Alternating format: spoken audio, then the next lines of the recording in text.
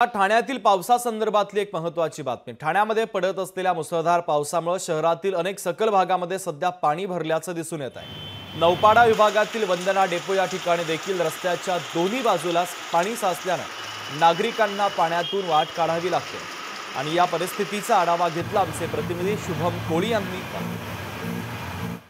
हवामान खात्याने वर्तवलेल्या अंदाजानुसार ठाणे रायगड सारख्या परिसरामध्ये आज मुसळधार पाऊस पडणार होता आणि पाहिलं तर ठाण्यामध्ये आज जे आहे ते मुसळधार पावसाला सुरुवात झालेली आहे।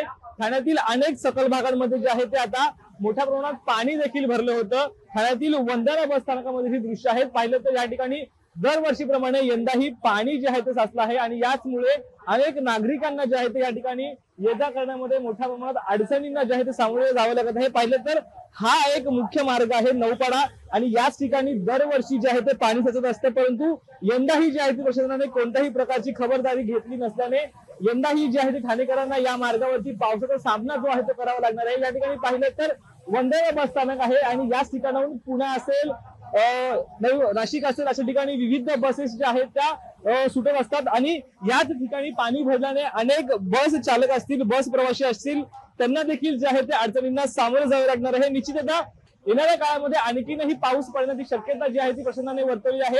असाच जर पाऊस पडत राहिला आणि प्रशासनाने या गोष्टीकडे दुर्लक्ष केलं तर मोठ्या प्रमाणात अडचणींना जे आहे ते नागरिकांना पुन्हा एकदा सामोरे जावं लागणार आहे। निश्चिततः या सर्व गोष्टींवरती प्रशासन कोणत्या प्रकारची दखल घेईल हेच पाहणं आता महत्त्वाचं देखील असणार आहे।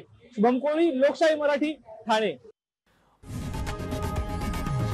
लोकशाही मराठी ऐका, पहा, जागरूक रहा।